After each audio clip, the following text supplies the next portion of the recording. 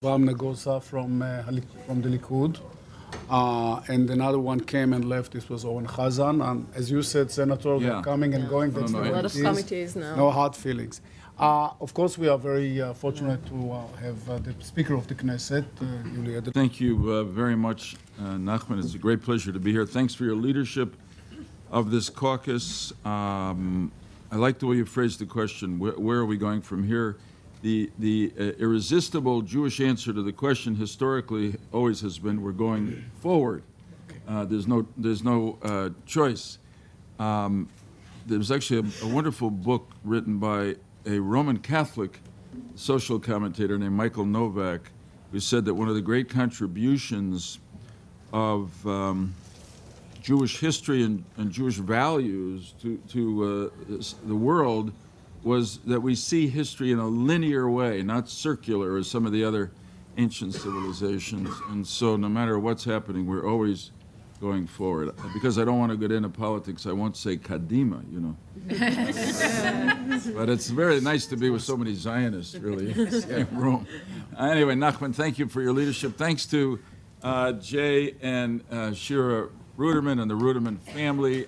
As I said last night at a program we were at together, I think the Ruderman Family Foundation has had and already begun to implement a very important insight about the U.S.-Israel relationship, which is a little bit like the, I don't know what the metaphor is, the elephant that nobody sees in the room, the iceberg that we only see the tip of and we don't realize how much is underneath.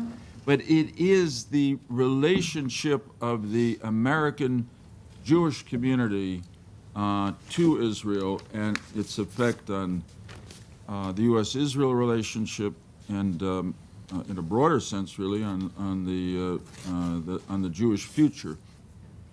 So anyway, I thank you very much for this series of programs.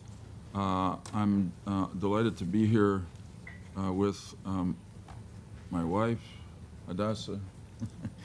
There's a famous President Kennedy line when he went to Paris that he introduced himself at a luncheon as the man who was accompanying Jacqueline Kennedy to Paris. So I feel like I'm the man accompanying Hadassah Freilich Lieberman to Israel. And we have one of our children, Eitan, his wife, Ariella, and our Machutin, Professor Joel Migdal of the University of Washington.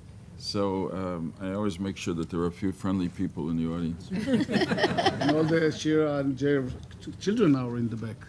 Very good. Yeah, all the four of them. Sharon and Ronnie's kids, too. Yeah. So I'm going to speak for not too long because I think it'll be better to have an exchange of views. And believe me, having been a U.S. Senator for 24 years, I appreciate the members of the Knesset who are here. I will understand if you have to leave. Yeah. One thing I learned early on, as somebody said to me who came down with a group from Connecticut, it's not hard to get members of the Senate to come to your meeting, but it's very hard to have them stay for very long. So, anyway, I understand. I'm honored by your presence. So the subject given me to talk about was U.S.-Israel relations, U.S.-Israel and American Jewish community relations, particularly after the Congress's consideration of the Iran nuclear deal. And it's a good place to take off from. I mean, it does raise their broader questions about where do we go from here in terms of the overall bilateral relationship. But this was a unique moment in the relationship. I was quite actively involved as an advocate for the defeat of that agreement. And I, unless you want to in the question and answer, we've been over this so much, I just thought it was a bad deal. It was bad for the United States. It was bad for the Middle East. It was bad for Israel. I just didn't trust the Iranians, and I didn't think the agreement was tight enough and strong enough to give me or anyone else reason to think that they will really follow the agreement, even for the first 10 or 15 years when it's supposed to stop them from being a nuclear power. But really, in terms of what we're talking about, all right, so this is this is maybe a good point. I've just sort of sung the initial chorus of my remarks. And Tzaki, if you want to speak for a while, I can come back. Yeah. Okay, well, Came to hear you. Very generous. all right. Very generous politician. Yeah, no, I wouldn't do this at home. Yeah, okay. Now I'm not concerned. Nice to see you. Very good. All right, you want me to continue? Okay. So, in terms of the U.S.-Israel relationship and the American Jewish community to Israel relationship, I think this was a very significant development in a way that is the whole process of the reaction to the Iran nuclear agreement, and it offers some challenges and some opportunities. I mean, the effort to stop the agreement in Congress was a very strong and well coordinated, led, as you would expect, by AIPAC and groups that spun off from AIPAC, but a lot of other groups that I was involved in, one called United Against Nuclear Iran, another called the American Security Initiative, which did a lot of work in advertising, television, social media, and districts of undecided members of Congress, particularly Democrats, because, as I'll come back to in a moment, this broke, as so much else does in Washington, on partisan lines.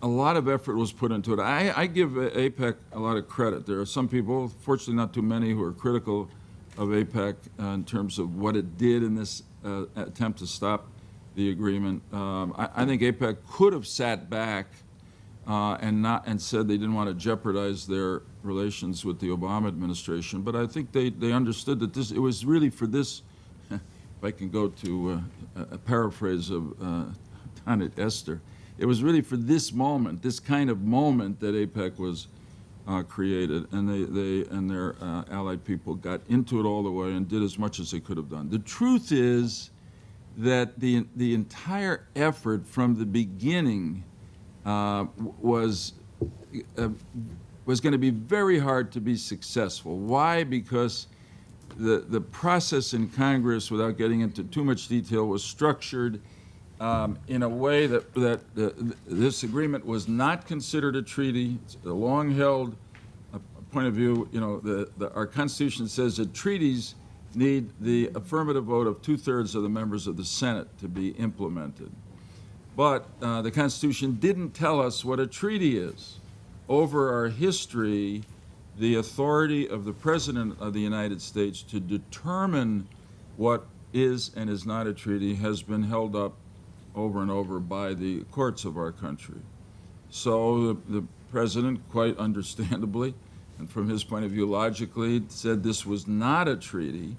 Therefore, it did not require 2/3 affirmation by the Senate. In fact, in the process set up, assuming he would veto a resolution of disapproval, it would require 2/3 to overcome that veto. So that was very hard to have happen.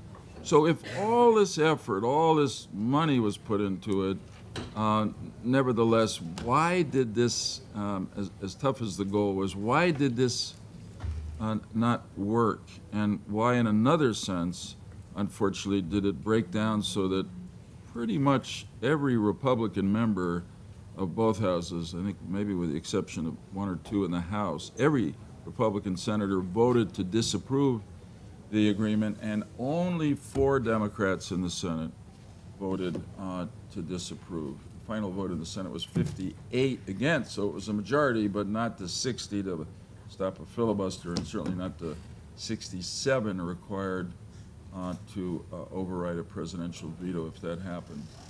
And I think there are different reasons. To me, the most important one, I wasn't there, I wasn't a senator anymore, but I was spending a lot of time talking to my former Democratic colleagues, urging them to oppose the agreement. I think that President Obama got involved in the lobbying, the advocacy for this agreement very deeply, very strongly. This is a matter of personal opinion. I think more than he has in any other issue before Congress, even more than Obamacare, which was a signature issue, maybe because he had other people doing it at that time, like Rahm Emanuel, who was his chief of staff then. But that had an effect, and even though the Democratic members of the Senate had profound questions and concerns about the agreement, in the end, the president was able to rally them, all but four, to stick with him, and part of it was because the unified Republican bloc against the agreement allowed the president to say, look, they're making this a partisan issue. They're trying to embarrass me. I really need you to be with me on this. And in a way that you don't hear very much anymore, but in earlier days of great presidents like Lyndon Johnson, you heard it all the time. If you're not with me on this, I will remember it. This was very important to him. And I think that really mattered a lot. The other thing that happened here had some influence, I believe, is that liberal advocacy groups within the United States who were for the agreement also lobbied, not as much money spent on TV or social media, but they spoke to members of Congress. And for Democrats, I had heard from some, they even threatened the possibility or suggested the possibility that these members would be primaried from the left if they voted against the agreement. And it's hard to determine how much of an impact that had. I think it was in the air, but I think the major impact was really the successful advocacy by President Obama himself. Unfortunate, again, I state that this became a partisan vote.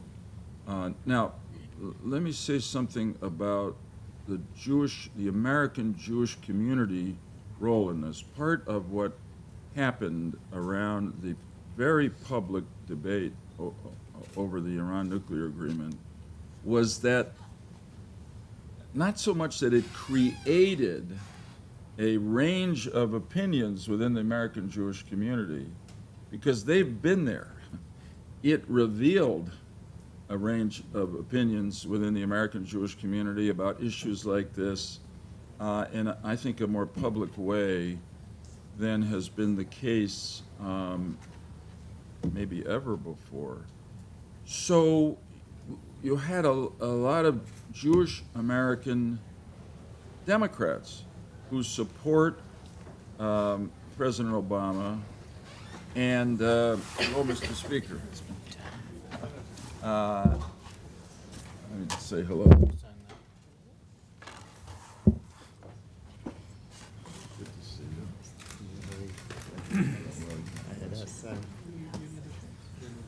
So, with your leave, I will conclude my remarks in a few minutes. So, but this is, I think, relevant to the focus of the Ruderman Foundation and the U.S.-Israel caucus, the Caucus on U.S.-Israel Relations of the Knesset. I was saying, Yuli, that the vote on the Iran nuclear agreement didn't so much create as reveal the range of opinions in the American Jewish community about Israel. And so you had, in the one sense, the sort of pro-AIPAC people, the Republican Jewish coalition, the people who worried that this agreement was bad for America, bad for Israel. You also had a lot of people who are Democrats who are pro-Israel, but were also swept along by President Obama's advocacy. And then you have a lot of Jewish Americans who are not, for whom Israel is not a first priority among political issues. And there was some polling done here, which you probably know about, which was, I thought illuminating, which is overall the opposition to the Iran nuclear agreement was higher among the general American population than among the Jewish American population. In other words, there was more support among Jewish Americans for the agreement than among the overall American population. And if you separated out of that in a poll that was either the American Jewish Committee or the Los Angeles Jewish Journal did, separated out of that Jews under 40, the support for the agreement was much higher, even higher than the general Jewish population. So now this is not an exact measure of an attitude toward Israel or opinions toward the U.S.-Israel relations, but it's not irrelevant to that either. And I think that in domestic American politics, let me say that these polling numbers were widely available, and there's no question that people advocating, including from the White House, quite understandably, were showing these numbers to members of Congress and basically saying that Jewish Americans are either divided on this or actually more or less supporting the agreement. And Apologize. not at all. Sorry, Lieberman. Believe me, Sorry about that. I understand. He knows the drill. Yeah, I know the drill. That's exactly what I It feels said. uncomfortable. Yeah, Thank you. yeah. Yeah, my wife is now telling me I have to stop talking. You know, this is why only your wife would tell you such a thing. Yeah, yeah, she is. Yeah. So this is the critical part of my remarks, though. No. Anyway, so you get my point that the fact that there was a large part of the Jewish American community that was supporting the agreement was used to encourage legislators to vote for the agreement because, in other words, they shouldn't overreact to the sort of pro-Israel community and all its lobbying about this agreement.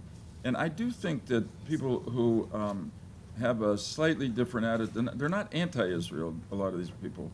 They're pro-Israel, but they have perhaps a slightly different approach on the spectrum to the U.S.-Israel relationship. I think they may feel empowered by this experience as we go on. So, look, just trying to follow my wife's suggestion or commands, as I always try to do. I would say that the bottom line reaction to this agreement, apart from the agreement itself, which, as I said at the beginning, I think is terrible, and I worry about what will happen as a result of it. In terms of the U.S.-Israel American Jewish community, there are warning signs here, which is that there's a significant part of the American Jewish community that doesn't have the reflex first reaction to support Israel and needs to be convinced. Now, more broadly, I will tell you that a lot of the Democrats who are friends of mine, who I worked with a lot on this vote, felt very badly about voting for the agreement and very uneasy about it. And if you read any of the statements of some of them, you're reading the statement, you think they're going to announce they're voting against it. You get to the end, and they kept saying, but as far as I can tell, there's no better alternative, so I'm going to vote for the agreement. So in the short run, what this will lead to is a real effort by both parties, including actively Democrats in Congress, to reassert their pro-Israel standing in various legislation, including appropriations for the qualitative military edge of Israel and other things related to Iran and sanctions on Iran. In the longer term, as I said, focusing on the Jewish American community, there are demographic changes occurring here that should be noticed and responded to. The final thing to say is that in the midst of all this, I know we're focused on the Jewish American community. The support for Israel in the general American community and the U.S.-Israel relationship remains very high. As a matter of fact, on the Gallup poll, which has been taken, I think, since the late 40s, a little bit earlier this year, they recorded the second highest number of support, 62 or 63%, ever among the American people for the U.S.-Israel relations. So I know I have to be careful what I say now that I'm out of office, but so there's a lot of debate within the American Jewish community, but the American Christian community seems pretty strongly united in favor of the U.S.-Israel relationship. This, and all you can say in response to that is Baruch Hashem. Okay, that's it. Thank you. Not at all. Thank you. Okay, Senator.